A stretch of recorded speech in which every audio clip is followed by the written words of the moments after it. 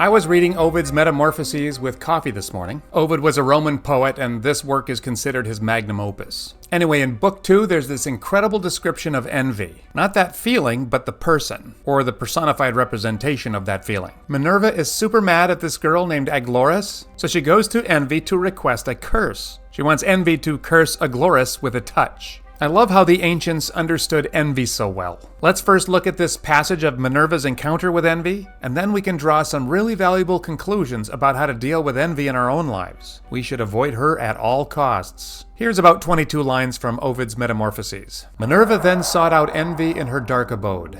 Defiled with ropey gore and clots of blood, shut from the winds and from the wholesome skies, in a deep vale the gloomy dungeon lies, dismal and cold where not a beam of light invades the winter, or disturbs the night. Directly to the cave her course she steered. Against the gates her martial lance she reared. The gates flew open, and the fiend appeared. A poisonous morsel in her teeth she chewed, and gorged the flesh of vipers for her food. Minerva, loathing, turned away her eye. The hideous monster, rising heavily, came stalking forward with a sullen pace, and left her mangled offals on the place. Soon as she saw the goddess gay and bright, she fetched a groan at such a cheerful sight. Livid and meager were her looks. Her eye and foul distorted glances turned awry. A hoard of gall her inward parts possessed, and spread a greenness o'er her cankered breast. Her teeth were blown with rust, and from her tongue in dangling drops the stringy poison hung. She never smiles but when the wretched weep, nor lulls her malice with a moment's sleep. Restless in spite while watching to destroy, she pines and sickens at another's joy. Foe to herself, distressing and distressed, she bears her own tormentor in her breast. Yeah, I know, that's some lovely morning reading. The Greeks and the Romans had a penchant for personifying emotions and ideas.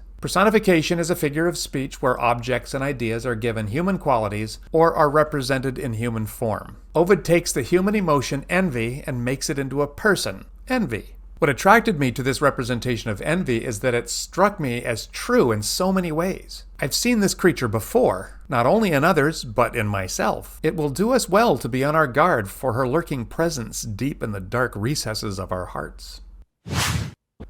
The vice envy is also hidden. Envy's dwelling is in a deep vale. Envy is different from the other deadly sins. It's fairly easy to see wrath and gluttony, and we aren't all that embarrassed by them. Some, like greed and pride, are even celebrated in our culture. Even lust is celebrated today. But not envy. We don't want anyone to see our envy. To do this would be to admit that we feel inferior. Envy is so petty, and we know it's petty, and we are embarrassed by it. Yes, envy is hidden away in the dark and gloomy dungeon, where the air is stagnant. It is dismal and cold.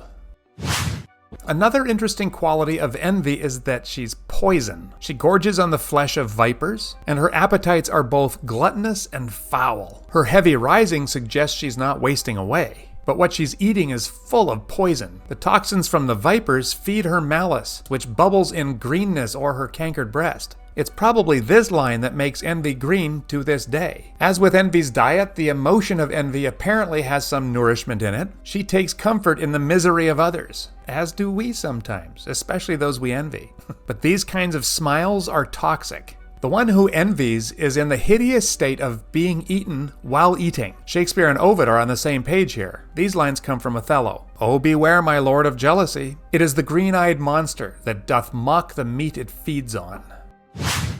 And here's another thing about envy. All the other 7 deadly sins involve some element of pleasure for the sinner. Not so with envy. Not only do we not enjoy the sin, but the very nature of envy also makes us unable to enjoy the good things that we do have. You can't enjoy your beauty, or wealth, or strength, or intelligence, because someone else is more beautiful, or richer, or stronger, or smarter. Envy enjoys nothing. She doesn't enjoy her food. She doesn't enjoy the beauty of her visitor. She never even enjoys the pleasure of taking a nap every once in a while. So what happens when envy touches you? And notice it's just a small touch. That's all it takes. Minerva commands envy to destroy Aglaris. Here's what happens. To execute Minerva's dire command, She stroked the virgin with her cankered hand, then prickly thorns into her breast conveyed, that stung to madness the devoted maid. Her subtle venom still improves the smart, frets in the blood, and festers in the heart. To make the work more sure, a scene she drew, and placed before the dreaming virgin's view her sister's marriage, and her glorious fate. The imaginary bride appears in state. The bridegroom with unwonted beauty glows, for envy magnifies whate'er she shows. Full of the dream, Aglaurus pined away, in tears all night, in darkness all the day, consumed like ice that just begins to run, when feebly smitten by the distant sun, or like unwholesome weeds that set on fire, are slowly wasted and in smoke expire. Aglaros is destroyed by the envy of her sister's marriage, something one would have supposed would ordinarily have made her happy. Instead, because of envy, she pines away. And notice what envy does. She creates a false vision about the degree to which the other person is happy, to really make you smolder. And so Aglaros melts like ice on a sunny day. She burns up like dry grass in a fire. So how do you deal with envy? The gospel takes envy away. The gospel is the good news that God in his infinite love sent Jesus to atone for human sin. He offers us salvation and forgiveness and eternal life. When you truly understand God's unmerited love for you, how can you envy someone else? Thank you, and we'll see you next time.